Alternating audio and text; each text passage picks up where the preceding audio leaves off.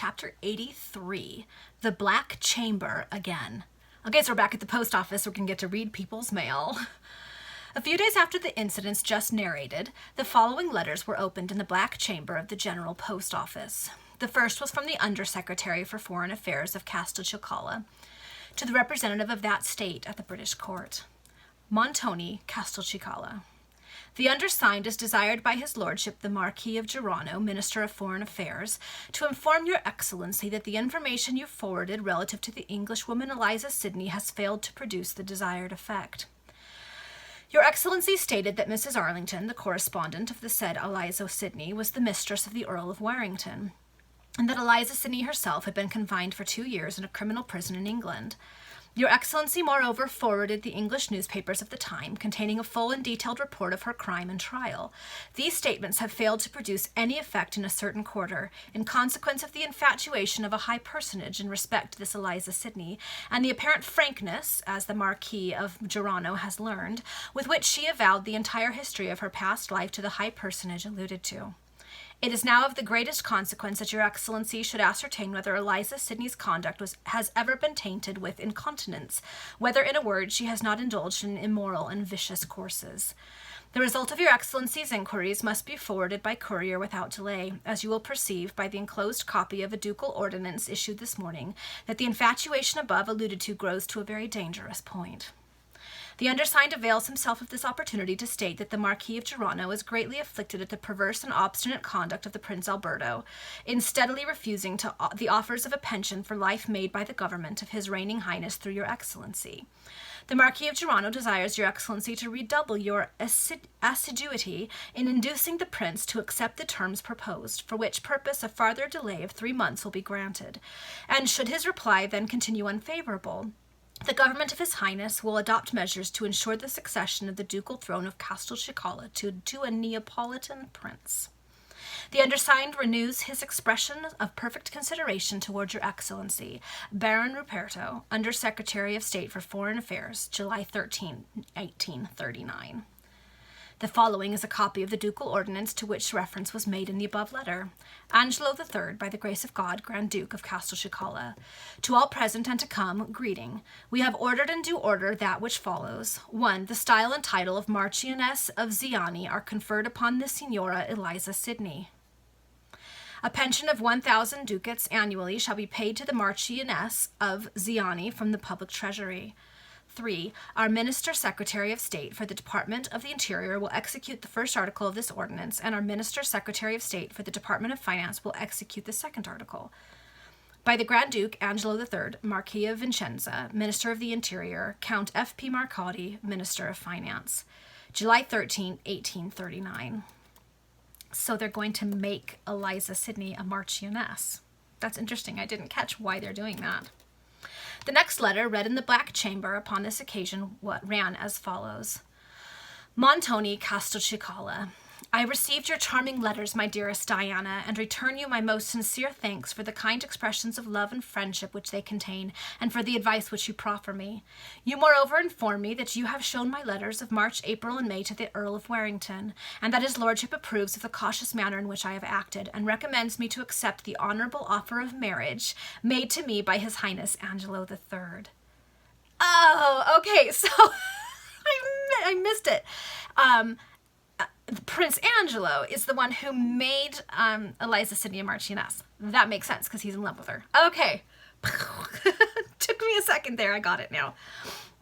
He assured you that His Highness never once insulted me by hinting at the possibility of a connection upon any other terms than those of marriage. And when he proposed a morganatic union, it was merely in accordance with the practice of many European sovereigns. I, however, expressed myself firmly to His sincere Highness upon this head, stating that, although a morganatic marriage was perfectly valid so far as the religious ceremonies went, still it was not strictly legal, and would not please those who wished me well in England. In my last letter, I informed you that someone had represented to the Grand Duke my misfortunes in England. Happily, this announcement failed to produce any change in his conduct or views with regard to me, as I had previously made him acquainted with all those particulars of my own accord.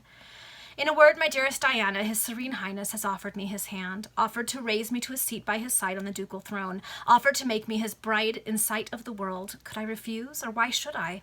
You ask me if I can love His Serene Highness. Ah, how can I help revering one who shows such love for me? And then human nature has its weak points, and rank, honor, wealth, and distinction cannot fail to attract even one naturally so retiring as myself. Oh, how pleasant will it be to possess riches and influence for the mere purpose of doing good. Well, then, all is decided. I am to be Grand Duchess of Castelcicala. The marriage is to take place in 6 weeks from the present date. The daughters of General Gracia are to be my bridesmaids. As a preliminary step towards his high honor, the Grand Duke has conferred upon me a title and a pension. To the world, I am now the Marchioness of Ziana, and you, Diana, I am still and always will be Eliza Sidney. I was surprised to learn from you that the villain Montague Greenwood has succeeded in obtaining a seat in the English Parliament. Ever since I have had power and wealth in the prospective, I have meditated upon the best means of protecting others from that villainy which he designed against me, but which Providence so signally frustrated. At length I thought of a plan, and dispatched a trusty person to England a few days ago to execute it. This person has instructions from me to call upon you on his arrival in England and communicate to you my scheme. He is also the bearer of a trifling token of my sincere friendship and gratitude towards you, dear Diana, and which little token I hope you will accept for my sake. I need scarcely say that you will oblige me by tendering my best thanks to the Earl of Warrington for the kind advice he sent me through you, and renew to him the expression of my eternal gratitude for all he has done for me. You shall hear again shortly from your devoted and attached Eliza Sidney, July 13, 1839. The third letter read upon this occasion was addressed to Count Alteroni, Richmond, and ran in the following manner. Montoni, Castelcicala, July 13, 1839. Things, my lord, are growing towards a crisis in this country. Number 29 is literally infatuated with number 1. He has this morning created her a marchioness, and in a month or 6 weeks he will, it is said, espouse her. There is no possibility of preventing this, number 29 being quite despotic. And now his foolish ministers see their mistake in having maintained him in his absolutism and refused the country a constitution. Number 29, you will understand, interrupted the examiner, evidently means the Grand Duke, and number 1 represents Eliza Sidney. Proceed. The clerk who read the letters continued as follows. The ministers know not what to do. They are at their wits' end. I know for a fact that they obtained from England certain information relative to number 1, which proved that she had been in a criminal jail. But number 29 made no account of it. Number 1 is very beautiful, fascinating in manners, somewhat shy and reserved, and yet amiable. She is also accomplished. When she first came to Montoni, she spoke the Italian language imperfectly. She now speaks it fluently. And this knowledge she has acquired in a few months. There can be no doubt that she will exercise an immense influence over number 29, if she choose to make use of it.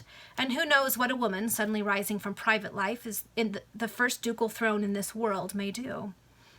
She does not, however, seem to be ambitious. Nevertheless, something ought to be done. If this marriage take place, you are well aware that issue may follow, for number 1 is young. And in that case, I really think that if your lordship were to land suddenly upon the Castelcicalan coast without delay, this union might be prevented. I hinted to your lordship, in my last letter, the immense ascendancy gained by number 1 over 29. Your lordship's reply astonished me. Your lordship states that if number 29 choose to marry according to his fancy, no human power has a right to control him. With due deference, is not this carrying liberality of opinion a little too far?